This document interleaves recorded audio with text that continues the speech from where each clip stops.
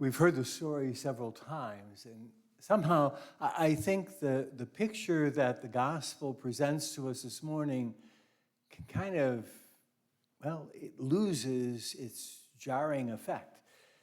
We have a rich man kneeling before a poor man. When do you ever see that?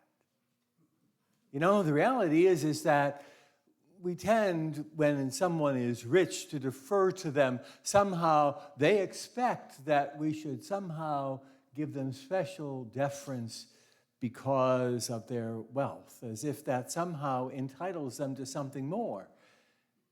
And yet, it's quite the opposite. We have the rich man kneeling in front of the one who is poor.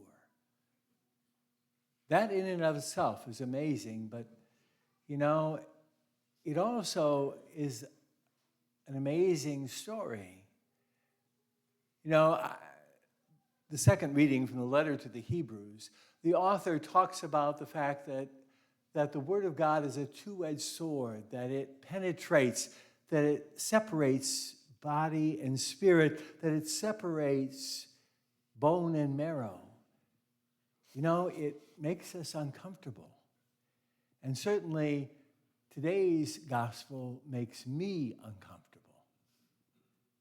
You know, I'm sure most of us don't tend to see ourselves as rich, and somehow we find a way of dissociating ourselves from this guy in the gospel.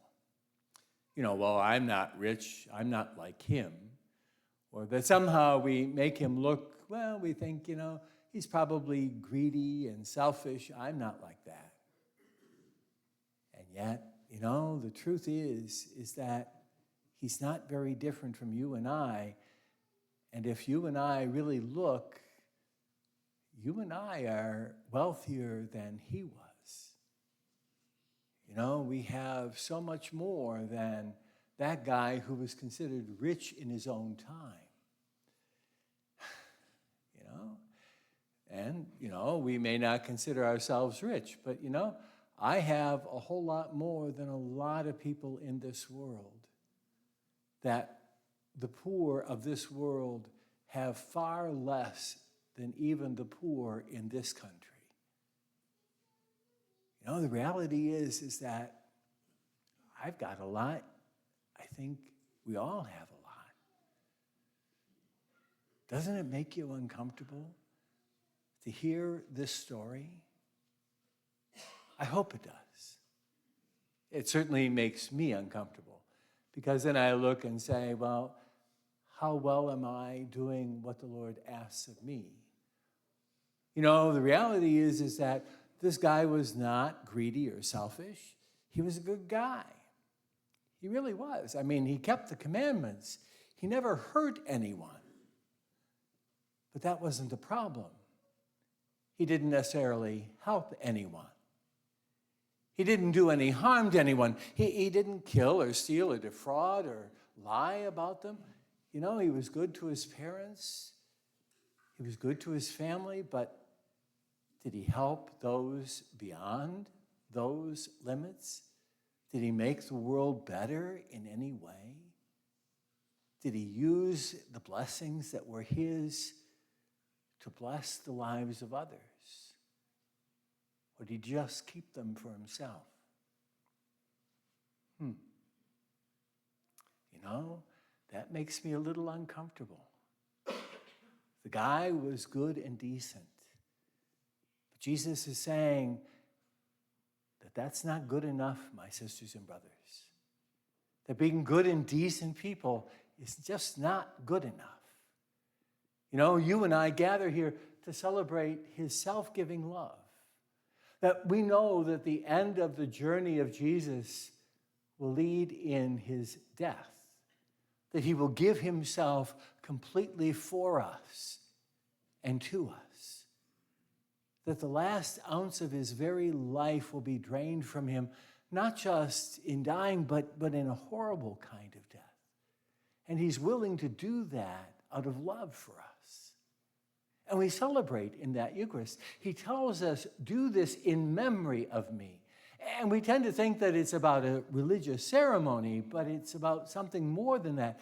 It's about living the love that he reveals, to live that sacrificial self-giving in a way that makes this world a better place.